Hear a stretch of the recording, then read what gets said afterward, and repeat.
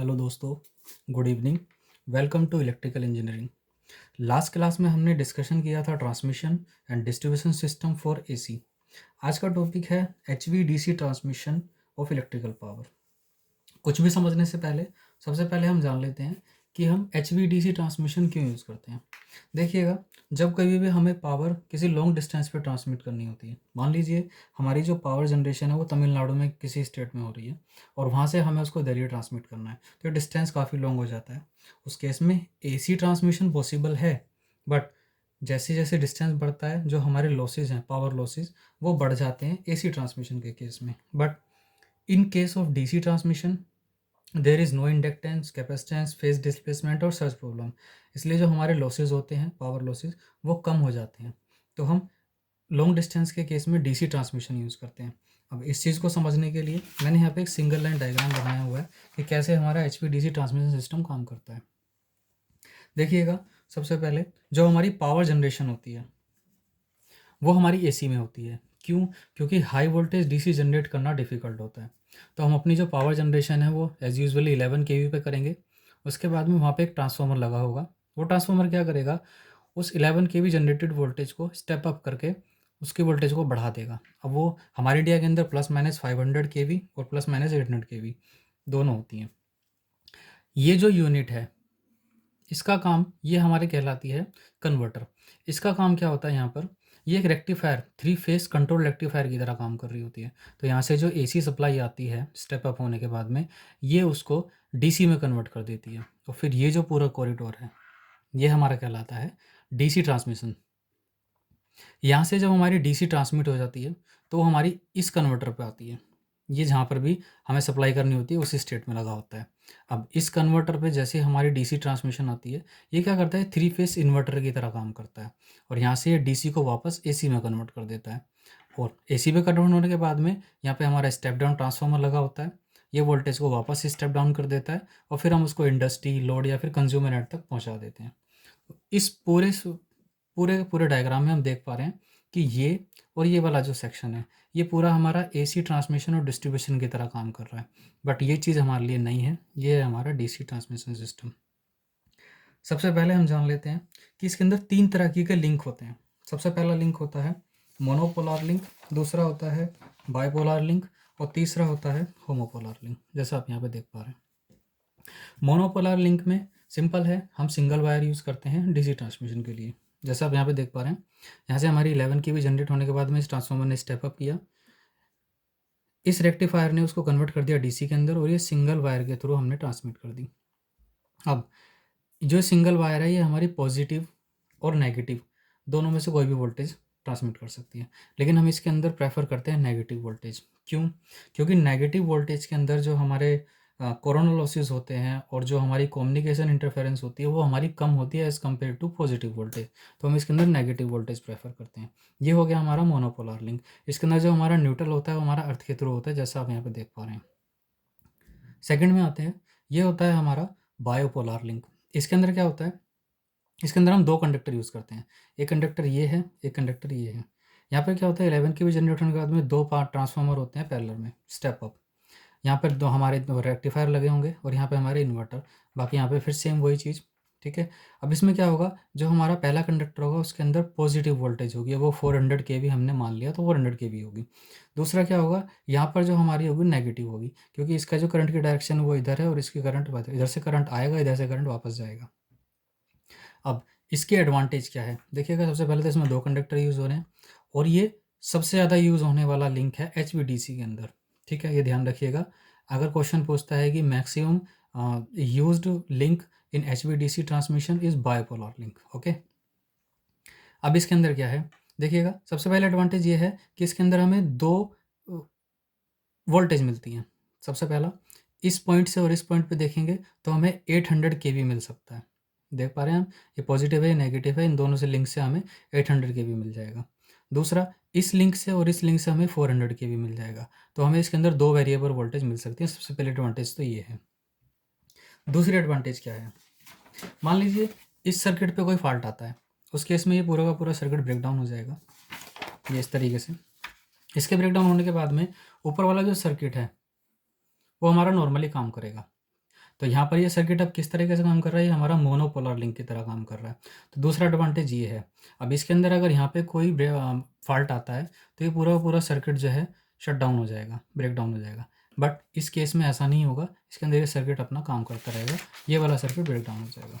ये इसकी दूसरी एडवांटेज है। तीसरा हमारा होता है होमोपोलर लिंक। अब होमोपोलर लिंक भी सिमिलर है बाइपोलर लिंक की तरह, बट इसके अंदर एक डिफरेंस ये आता है, बाइपोलर लिंक के अंदर एक हमारा पॉजिटिव वोल्टेज होती है, एक हमारी नेगेटिव वोल्टेज होती है, बट इसके अंदर या तो दोनों नेगेटिव वोल्टेज होंगी या फिर दोनों पॉजिटिव वोल्टेज होंगी। अब इसके अंदर एडवांटेज तो सेम है, अगर इस पर कोई फॉल्ट आता तो ये हमारा कॉरिडोर काम करता रहेगा, बट इसके अंदर हम वेरिएबल वोल्टेज नहीं निकाल सकते। इसके अंदर हमें या तो नेगेटिव 400 वोल्टेज मिलेगी या फिर पॉजिटिव 400 वोल्टेज मिलेगी, ये इसमें फ़र्क है। तो ये होता है हमारा होमोपोलर लिंक। अब हम इस पर आते हैं, देखिएगा ये जो हमारे कन्वर्टर होते हैं ये हमारे एक वॉल्व होल के अंदर असेंबल होते हैं। अब वॉल्व होल क्या होता है वो मैं आपको बता देता हूँ। अब ये देख पा रहे हैं, ये जो पूरी असेंबली होती है ये हमारी वॉल्व होल कहलाती है। इसके अंदर क्या होता है, इसके अंदर हमारे ये जो असेंबली होती है ये हमारे रेक्टिफायर होते हैं, ये हमारी थायरिस्टर की असेंबली होती है। अब इसको अरेंज करने के दो तरीके होते हैं, या तो हम इसको इंसुलेटर के थ्रू अपनी रूफ पे हैंग करा देते हैं जैसा कि आप देख पा रहे हैं, या फिर इंसुलेटर नीचे बॉटम में लगा के उसके ऊपर हम अपनी असेंबली रख देते हैं। ये हमारे दो तरीके के होते हैं। ये जो पूरा का पूरा वाल्व होल होता है ये हाई प्रेशर चैम्बर होता है। इस पूरे अंदर हाई एयर प्रेशर होता है ताकि जो एक्सटर्नल एयर है वो अंदर ना आ सके। दूसरा ये पूरा का पूरा जो चैम्बर होता है ये डस्ट प्रूफ होता है, इसके अंदर डस्ट पार्टिकल नहीं आ सकते, क्योंकि ये जितनी भी चीज़ें हैं रेक्टिफायर असेंबली है ये काफ़ी ज़्यादा कॉस्टली और क्रिटिकल होती है। ठीक है, इसके बाहर क्या होता है, यहाँ पे हमारी बुशिंग निकली होती हैं, इसके थ्रू हम कनेक्शन करते हैं, और ये डिपेंड करता है कि ये एसी को डीसी में कन्वर्ट कर रहा है तो ये हमारा रेक्टिफायर है, और डीसी को एसी में कन्वर्ट कर रहा है तो हमारा इन्वर्टर की तरह काम कर रहा है। तो ये इस तरीके से हमारे वॉल्व होल होते हैं। अब हम पढ़ते हैं कि हमारे रेक्टिफायर जो होते हैं, जो थायरिस्टर की असेंबली होती है वो क्या होता है। यहाँ पे आप देख पा रहे हैं ये हमारे थायरिस्टर हैं। ठीक है, अब ये थायरिस्टर क्या होते हैं, इनकी जो वोल्टेज रेटिंग होती है वो हमारी 1 kV होती है, 2 kV होती है और 3 kV होती है। लेकिन जो हमारा पूरा का पूरा HVDC सिस्टम है वो तो हमारा plus minus 500 kV, plus minus 800 kV, 400 kV इस तरीके से काम कर रहा है। तो उस वोल्टेज को अचीव करने के लिए हम क्या करते हैं, इन थायरिस्टर को सीरीज में अरेंज करते हैं, क्योंकि सीरीज के अंदर हम वोल्टेज ज़्यादा पा सकते हैं। तो जो भी हमारी रिक्वायरमेंट होती है और जो भी हमारी ईच रेटिंग होती है थायरिस्टर की, उसी हिसाब से नंबर ऑफ थायरिस्टर हम कनेक्ट करके अपनी वोल्टेज को अचीव कर लेते हैं। इस तरीके से अरेंजमेंट होता है सीरीज़ के अंदर। ठीक है, उसके बाद में हम इसके कुछ नोट्स हैं उनको देख लेते हैं।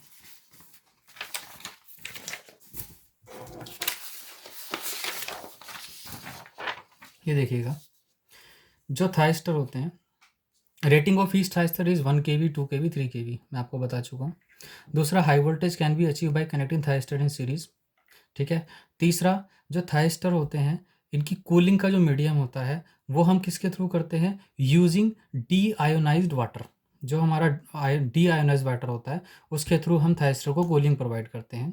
क्यों, क्योंकि इसमें हाई इंसुलेशन प्रॉपर्टी होती है, इसके अंदर हम कोई भी एयर या फिर फ़ैन के थ्रू हम कूलिंग प्रोवाइड नहीं करते हैं, ध्यान रखिएगा। तीसरा है, थायरिस्टर आर कंट्रोल्ड ऑन और ऑफ। जो हमारे थायरिस्टर होते हैं उनको कंट्रोल कर सकते हैं, ऑन या ऑफ कर सकते हैं, किसके through, by fiber optic cable using gate circuit. ठीक है, तीसरा है, thyristor behave as short circuit while failure. कभी भी हमारे सीरीज में जो थायरिस्टर लगे हैं उनमें से कोई भी एक भी हमारा अगर थायरिस्टर फेलियर हो जाता है तो वो शॉर्ट सर्किट की तरह काम करने लगता है।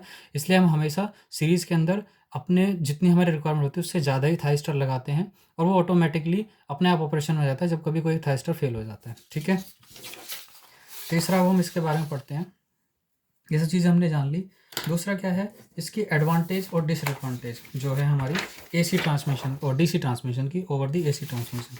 सबसे पहले आप देख पा रहे हैं इसमें इंडक्टेंस, कैपेसिटेंस, फेज डिस्प्लेसमेंट और सर्ज प्रॉब्लम नहीं होती है, इसलिए हमारे जो लॉसेज होते हैं वो बहुत ज़्यादा कम होते हैं, वोल्टेज ड्रॉप बहुत कम होते हैं, वेरी लो कोरोना और इलेक्ट्रिकल लॉसेज होते हैं, लो कम्युनिकेशन सर्किट डिस्टोर्शन होता है, ओनली 2 कंडक्टर रिक्वायर्ड होती है क्योंकि एसी के अंदर 3 कंडक्टर होते हैं, और इसके अंदर जो इंसुलेशन होती है वो भी कम लगती है। इसकी डिसएडवांटेज क्या है, जो हमारी डीसी वोल्टेज है वो स्टेप अप स्टेप डाउन नहीं हो सकती।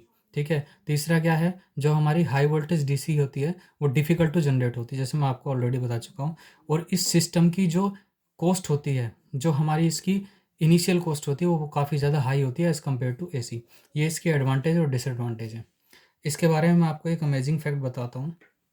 क्या है कि कुछ कंट्रीज़ के अंदर जो हमारा एचवीडीसी ट्रांसमिशन सिस्टम है, उसके जो ग्रिड्स होते हैं या फिर जो उसके सब स्टेशन होते हैं, वहाँ पे ज़ीरो ह्यूमन पावर की ज़रूरत होती है, या फिर हम कह सकते हैं वहाँ पे किसी इंजीनियर की ज़रूरत नहीं होती, क्योंकि ये कंप्लीटली ऑटोमेटिक होते हैं।